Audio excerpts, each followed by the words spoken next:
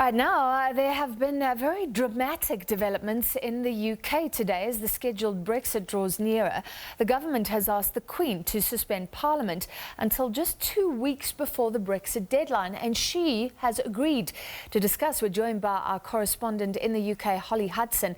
Holly, let's start with this. Why would the government under Boris Johnson now what would they want to achieve by suspending Parliament?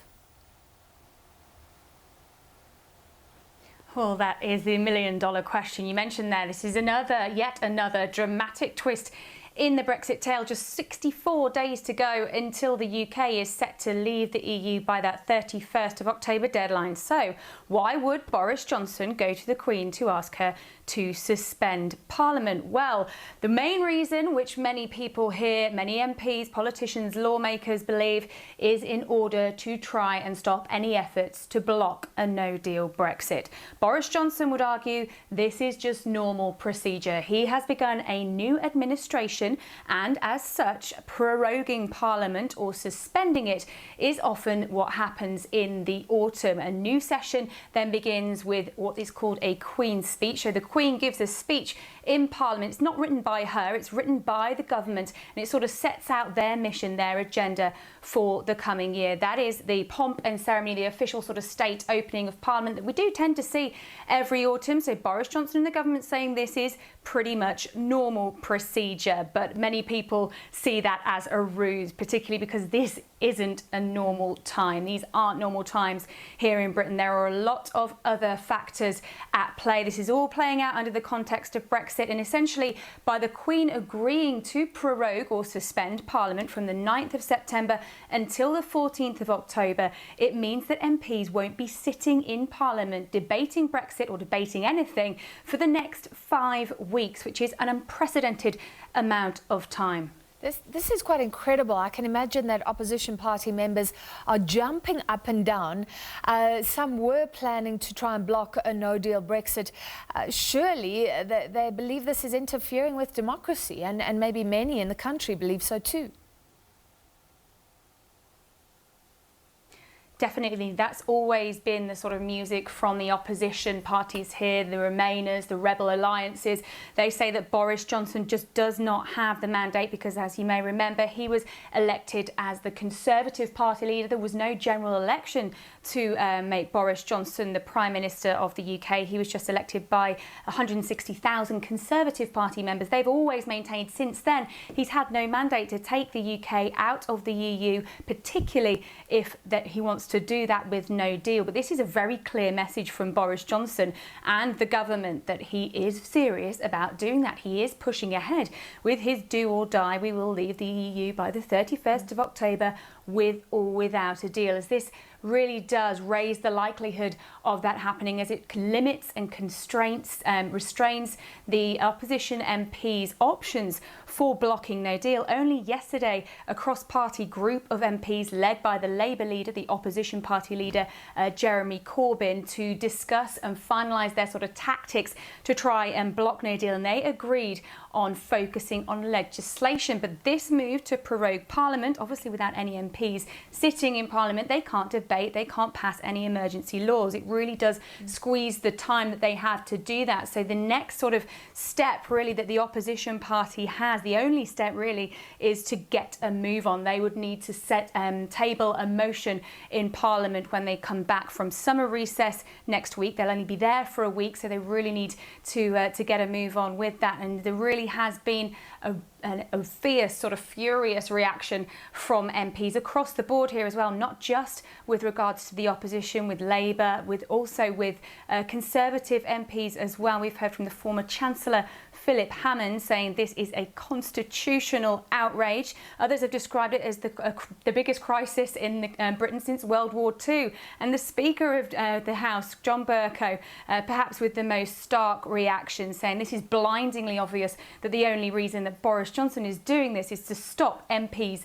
from debating Brexit. So very dramatic developments here today. What about the Queen consenting to this? I mean, she is meant to be, or wants to be, above politics, but this puts her right in the fray of everything.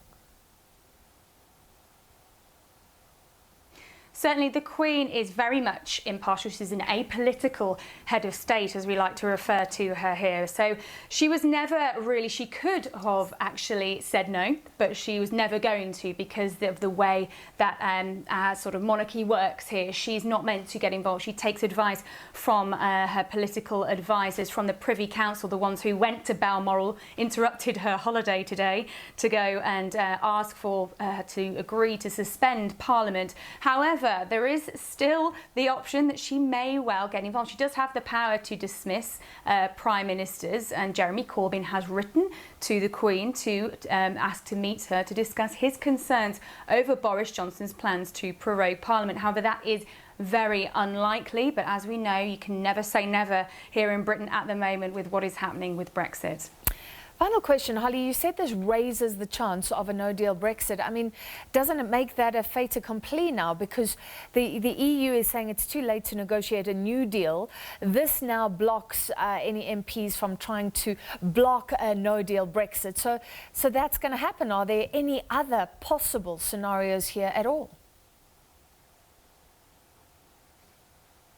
Yes, there are. There are still certain things on the cards for the opposition MPs, as much as they have been severely constrained by this move today. There is sort of a window of a week before they go on recess, and just after Boris Johnson maintains that they have ample time to debate Brexit. That's what he said today when he was challenged on this move as being the main reason for this move as being the fact that he wants to try and block any opponents of no deal. However, this week they will have to get moving, as I said. They'll have to push very hard to table a motion that would maybe extend the Brexit deadline. That is sort of tactics they employed earlier this year, and it did work well. It did force Theresa May to, as you may remember, extend the initial Brexit deadline and request that from the EU. They could well do that. They could well try and pass an emergency law. We do know that usually laws here in Britain take a year, but they have been known to go through Parliament in just 2 days. So there is a chance they could pass an emergency law to block no deal altogether, and Boris Johnson does have a very slim majority of just 1 MP, so he really does need to make sure that people are on his side. And of course there is the option of a vote of no confidence, something that was floated by Jeremy Corbyn. What that would mean would they would have to again make sure that they did that very quickly next week when Parliament reconvened, suggest a vote of no confidence. That could bring down the Boris Johnson government, then a caretaker government would be installed and a general election triggered. But there is again the argument that that may be what Boris Johnson wants out of all of this. He could, as I said, has a majority of just 1, so a general election, which the Tory government may think they could win, would mean he would increase his majority and therefore get any vote or any deal or withdrawal agreement or any of his domestic agenda through Parliament without having to get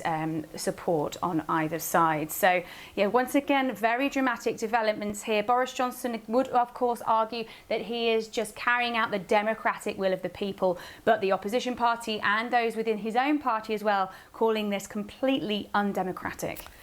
Wow, incredible developments. So opposition leaders have some days to move before that suspension kicks in, but the Queen has agreed. Thank you very much, Holly Hunter, for that explanation.